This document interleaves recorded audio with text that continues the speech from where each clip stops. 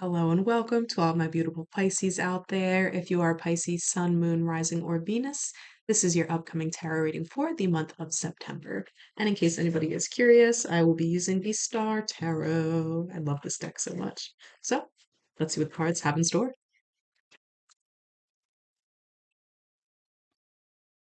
So kind of a mixed bag here. We have Five of Pentacles upright, Wheel of Fortune upright, and the Eight of Swords upright as well. And the moon is on the bottom of the deck here. So there's something, like I said, it's really a mixed bag because Eight of Swords, Five of Pentacles, and the Moon, those together make perfect. There's a lot of clarity with those cards alone. But the Wheel of Fortune is it's almost as if what you're going to go through in the upcoming month of September, it's going to be hardships and it's going to be you having to overcome the realization that the prison or the harsh situations you're finding yourself in, they're all self-imposed. You're creating these situations with your mind.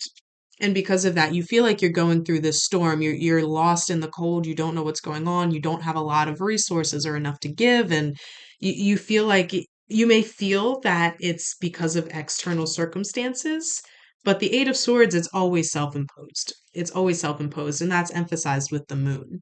You're giving into some sort of self, or not self. It could be self conscious, though. Again, there's never mistakes with all of the words that flow with tarot readings. There is some sort of subconscious conditioning that you are allowing yourself to give into. And I think this conditioning is what's causing these these regretful circumstances, for lack of a better term. And with the Wheel of Fortune, this tells me that this is something you really need to move through. And these hardships are going to help you learn very, very valuable lessons that will then help you moving forward from here. Because once you learn the lesson of, you know, this is not something anybody's doing to me, this is not something that is anything to do with the external situations or circumstances, all of this harsh energy that I'm facing is because of my own subconscious. So maybe on the surface you might feel okay or you're trying to tell yourself you feel okay, but there's something hidden beneath the surface that's yearning for your attention. And because you're not giving this thing your attention, it could be, stagnant emotions, it could be, you know, some sort of trauma that needs to be dealt with. It could be past life wounds or just wounds from your childhood. It could be a multitude of things, but something that's causing disruption under the surface. And it could be something, especially because it's un slash subconscious.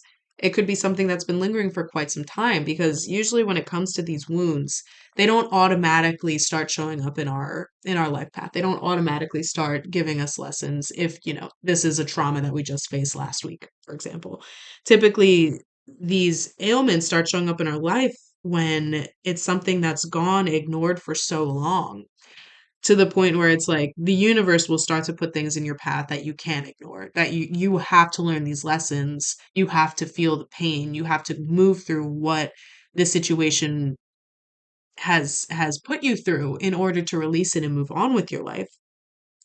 And if it's not something that happens in your physical world, which I think in this case it is more with the Five of Pentacles especially, you feel like you are down on your luck. You feel like you don't have the money, resources, energy, anything that you need to really make the life you are living stable or easy for yourself right now. But it's all in your mind. It's all a mental state. And it's like if you learn that once you acknowledge and feel through what this subconscious trigger is, that's when things will start to look up and that's when that luck will be on your side and all of a sudden, you've been lost in the storm for so long, you've been in this self-imposed prison, but it's that simple acknowledgement. It's the ability to feel through what you need to feel through so you can release that, which will then start to make your life move forward. It's nothing you have to do externally. It's nothing you have to do externally. It's all inner work. It's inner work. And with the moon, it could very well be shadow work that you've been putting off for a long time. And because you're a Pisces as well, Pisces do you do tend to take on the energies and emotions of others, whether consciously or unconsciously. So it could even be emotions that don't actually belong to you, that you've just been holding on to for so long because, you didn't want your loved ones to bear the burden of it. And you're like, I have the capacity, I can do it. Let me take it on for you.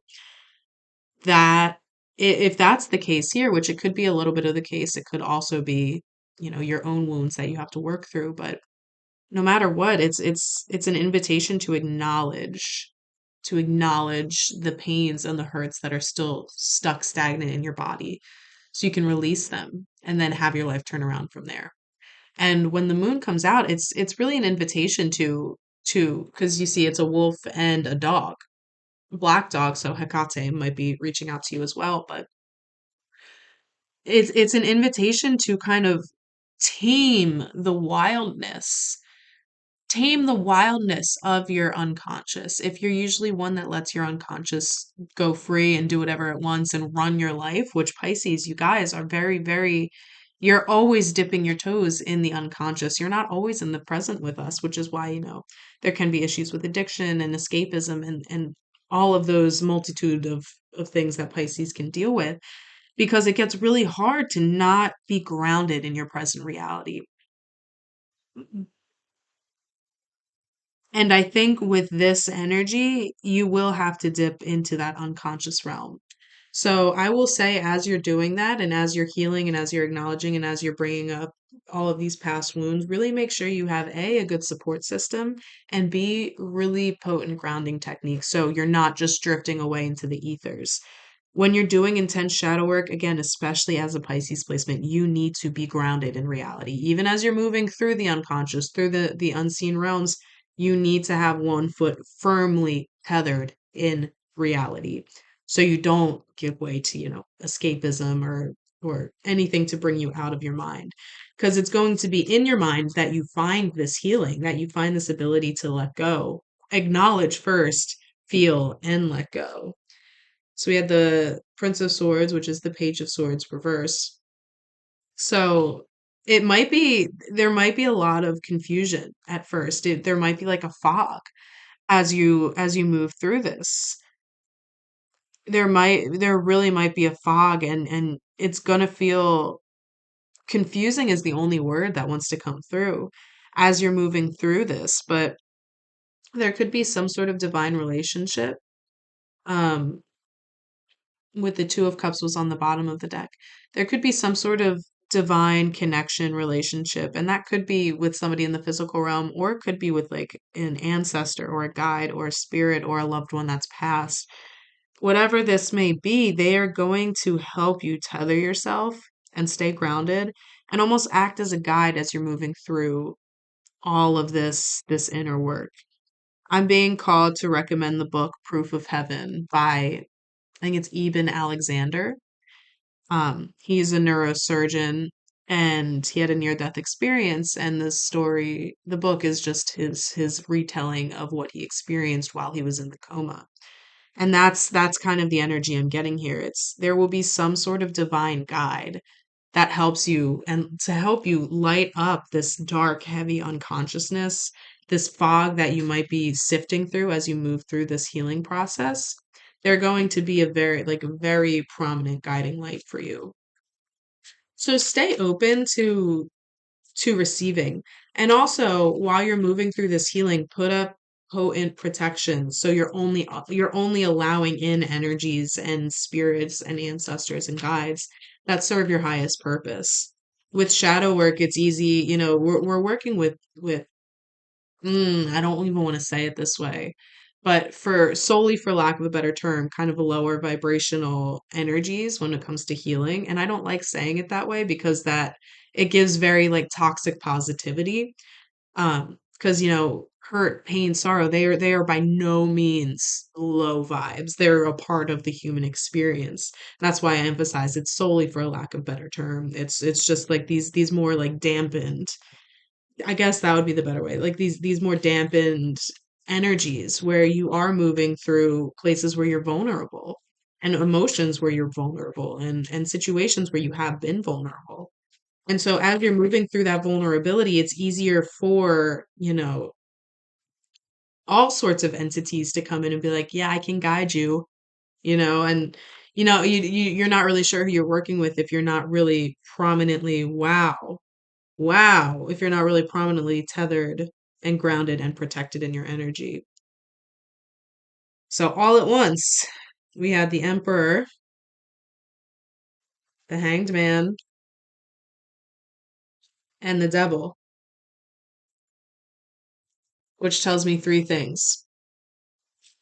So a lot of what you're going to be moving through has to do with your own ego. It has to do with like the pride that you hold. And maybe this pride is like from your ability to like be that savior, to have that savior complex where you're taking on all of these emotions that don't belong to you. Like I mentioned earlier, it could be your own past traumas, which I think part of it will be, but a lot of it will literally be things that were never yours to begin with, but you took it on. You bear the emotional load, you bear the emotional burden because you didn't want your loved ones to face it themselves. But while doing that, you are taking the karmic energy. You are taking on the karma and the lessons that person needs to learn by just saying, "Oh no, I got it. Don't worry about it. I'll take on. You don't need to feel anything. I'll transmute it. It'll be fine." You are taking on the karmic lessons that don't belong to you, therefore overloading your soul and your spirit with just things you were never meant to move through in this lifetime. But you did that because your ego said you had to, or who am I if I'm not saving people? It's very Piscean. It's very, very much in your nature to be that that empathetic shoulder. But oftentimes it's the ego saying like it's like an ego boost in its own way. And I don't want to say ego like it's a bad thing. We need our ego is literally what animates us. Our ego is what brings us to life in this reality. So it's not like you need to just absolutely neglect and destroy the ego. But when you are doing things from ego rather than from love, you're just taking on too much for yourself. You are taking away the other person's opportunity to move through the lessons they need to move through so they can grow, so their spirit can learn what they were brought here to learn. And it ends up just becoming really sticky. And you're taking on too much again that has nothing to do with you. And they're not able to evolve because you took on their lessons for them. So that's where that emperor energy is coming in. The hanged one and the devil. I think so. The devil is all about those vices. And I think this really ties into that Eight of Swords energy. The devil is you are allowing yourself to be controlled by your vices, by your addictions. And maybe in this case, it's the addiction of ignoring and not processing what in your subconscious needs to be processed. So if you are somebody that moves towards escapism or, substance abuse or anything like that, this is an invitation to really look at yourself and see how you're holding yourself back, how you are keeping yourself trapped. Because again, people get the devil card misconstrued. They think it's an external factor that's controlling them, and it's not. It's always an internal thing. It's always something where it's like you have to acknowledge how your habits are what's controlling you, what's preventing you from moving forward. It's all about self-empowerment and being able to recognize where you are being the villain in your own story and how you can shift your habits, how you can become more resourceful with how you spend your time, what you do, what you put in your body, how you treat your body, how you treat yourself internally, how you treat your mind, everything. The devil is really asking you as you move through this to be blatantly honest with yourself and acknowledge where you are the one that is causing these shortcomings, where you are the one that's causing what's happening in your physical life, why you are the one that doesn't have the resources you need to feel stable and protected in this physical realm, why you are the one that feels like you're trapped in your mental, like your mentality, why you're the one who can't get a grip and can't tame their subconscious habits from, being in the driver's seat. And with all of this, with the hanged one, it's just getting this is emphasizing that this is healing that's not overnight. It's going to take time. It's going to take patience. It's going to take patience. And with the hanged man, it's an opportunity to reflect on what I've done in the past to bring me to this exact moment. He's got nowhere to go. He's hung by his foot from a tree. In this case, it's a lotus, but he's got nowhere to go, nothing to do, nothing to distract him, nowhere to escape. And that's what this healing process is going to be. It's a vast invitation to say, how am I going to, how do I want to be moving forward? Who was I that brought me to this circumstance where I have nowhere to go, nowhere to escape, nothing to do? And how do I want to be moving forward? Is this the person I want to continue being? Do I want to keep letting my ego make me be this, like, have this, um, like this savior complex? Do I want to let my ego and my unconscious be in the driver's seat? So I'm just falling towards these unresourceful habits over and over and over again and seeing no changes in my physical life. Oh, what is that? The Nine of Cups was flipped over. I didn't even see it. So, Nine of Cups, there is an opportunity for, oh, and the King of Swords at the bottom of the deck there. There is an opportunity for like a sense of satisfaction with your healing, but I think as you move through this, there's going to be like it's going to be like almost deception, which Nine of Cups can sometimes represent. It's like an overinflated sense of satisfaction where you've been moving through all of this energy and you're like, I'm healed. I felt what I need to felt and I'm enlightened now and I don't need to do anything else. That's the energy to be wary of with this Nine of Cups here. There is a satisfaction you'll gain through healing and like taking it step by step, but that's the important thing to remember is each step you're allowed to be proud of yourself. You're allowed to celebrate the little wins that you have, but don't take that sense of satisfaction as a finish line. Don't take it as, oh my God, I'm good. I don't need to do anything else. Because again, this is the Nine of Cups. You can still get to the 10. This is not a finish line by any means. And then from the 10, you can go the page, then the knight, then the queen, then the king. There are still levels to this where there's still mastery to be had. So even though you're satisfied with the work you've done and the progress you're making, don't, what's that phrase? It's like, don't settle for good enough or whatever. In this case, don't leave well enough alone. Don't leave well enough alone because there's a lot of deep, intricate parts, lots of deep, intricate moving parts to this healing where you're going to unpeel one layer and be like, yay, okay, so we moved through that. Oh my God, I'm so proud of myself. And then once you unpeel that layer, you'll realize there's just like dust and dirt and grime underneath that layer that has to be worked through. And then once you clean up that area, you'll open the closet door and then you'll see boxes and dust and dead cockroaches and it's always a cycle. It's like cleaning a house. You don't do everything at once. You take it room by room by room by room. First, sweep and you mop, change the bed sheets. It's always step by step. And, if you are cleaning a house, you can be really satisfied with the work you did in one room, but still know, okay, this looks great, but we're not going to stop here. We still have other responsibilities. We still have other things we need to do. And that's how you want to take this month of September, Pisces. It's you really, really want to move slowly with patience, deep reflection, acknowledgement. Oh, I have full body chills. As long as you are moving through this month with bravery and caution, and that's not caution with anything to be scared of because there really is nothing to be afraid of as you're uncovering these. It's deep work, it's emotional work. There's nothing to be afraid of. It's things you've already moved through. And it's just bringing it back to your awareness, seeing where in your body you can feel these different aches and pains and hurts and tragedies and everything. And also recognizing where you feel the joy and the satisfaction and the light and bringing more awareness to each side of it and not ignoring the darkness for the light. Not pushing the darkness to the side because it's uncomfortable. No, that's where the bravery comes in, is being able to become a master of your mind because the mind is where fear lives. Fear does not live in the heart. Fear lives in the mind. So use this King of Swords energy to master that habit of fear. And not only that, that habit of running away from the fear or, you know, covering your eyes or escaping from the fear in some way. And again, Pisces, still chills. This is going to be a month of deep diving, of going into your unconscious realms, but it's going to be a month that offers immense growth and self-awareness and changing of habits. And ultimately, if you approach this with the right mindset, again, the right mindset and the right expectations, don't expect too much of yourself. Be patient with yourself in the process because this is deep healing. But ultimately, What's waiting for you on the other side is joy. It's connection to yourself, which helps you connect more deeply to others, which helps you set stronger boundaries so you're not taking on the energy of others. So you can still be empathetic and offer that shoulder without bearing the load.